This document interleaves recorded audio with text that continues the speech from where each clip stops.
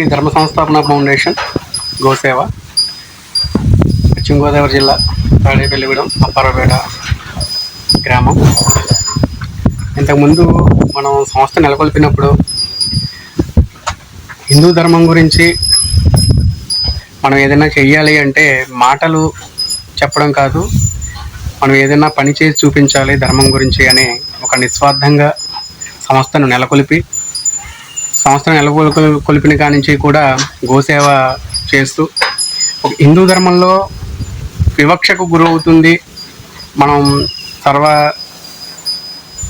దేవతా స్వరూపిణి, సకల దేవతా స్వరూపిణి అని గోమాతని కొలుస్తాము, పూజిస్తాము. మన అవసరాలకు ఉపయోగించుకుంటూ కూడా మరి అలాంటి గోమాతని మనం కాపాడుకోలేని పరిస్థితుల్లో మన హిందూ సమాజం ఉంది.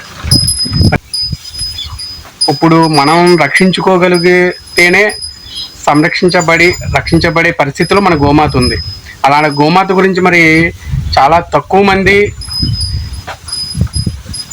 మన దృష్టి సారించి గోరక్షణ కానీ గో సంరక్షణ కానీ చేస్తున్నారు.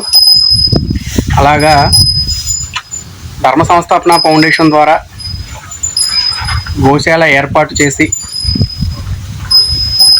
కొన్ని గో అక్రమ రవాణా కేసులు ఆపి ఎఫ్ఐఆర్లు నమోదు చేయించి వాటిని మనం కాపాడి తీసుకొచ్చి మనం ఇలాగా సంరక్షిస్తున్నాం. ఇంతకుముందు గోశాల ఏర్పాటు చేయకముందు ఇదే పశ్చిమ గోదావరి జిల్లా తాడేపల్లిగూడెంలో ఒక 3 కిలోమీటర్ల దూరంలో ఒక గ్రామం ఉంది.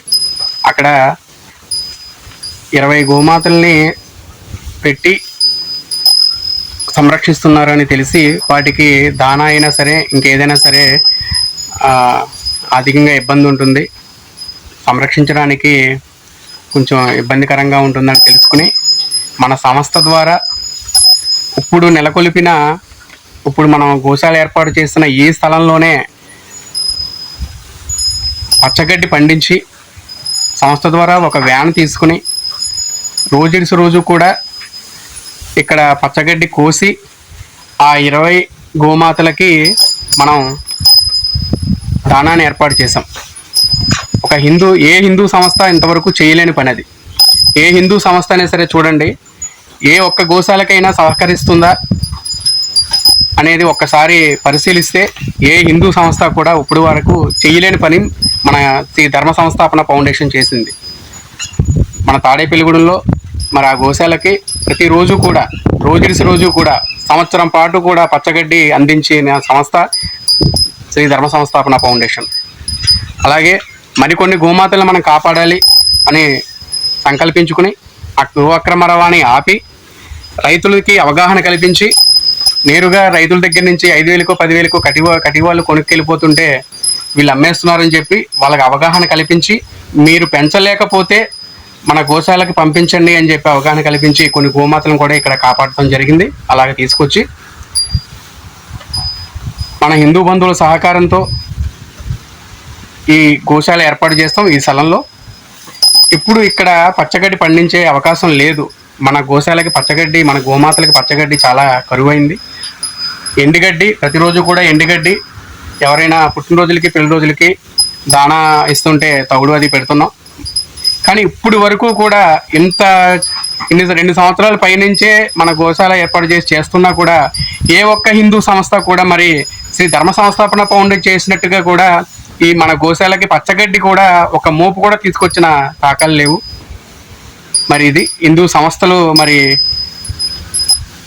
గో సంరక్షణ ప్రతి ఒక్క సంస్థ కూడా గోశాల ఏర్పాటు చేసి గో సంరక్షణ చేస్తే బాగుంటుంది. అలా చేయలేని పక్షంలో చేస్తున్న వారికైనా సరే సహకరించండి.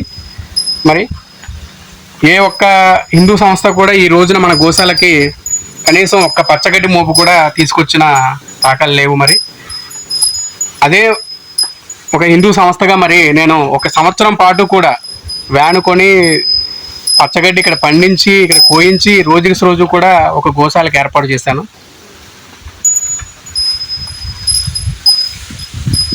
దయచేసి ప్రతి ఒక్కరు హిందూ బంధువు కూడా హిందూ సంస్థ అయినా సరే మీకు ధర్మాన్ని కాపాడాలి, మన గోమాతని కాపాడాలి అని ఫేస్బుక్లోని, వాట్సాప్లోని, ఇన్స్టాగ్రాముల్లోని పోస్టులు వీడియోలు చేస్తే గోమాత కడుపు నిండదు, గోమాత రక్షించబడదు. మీకు గోమాత మీద ఏమాత్రం భక్తి ప్రేమ ఉంటే నిస్వార్థంగా చేస్తున్న గోశాలలకి మీ వంతు సహకారాన్ని అందించండి. జై శ్రీరామ్, జై గోమాత.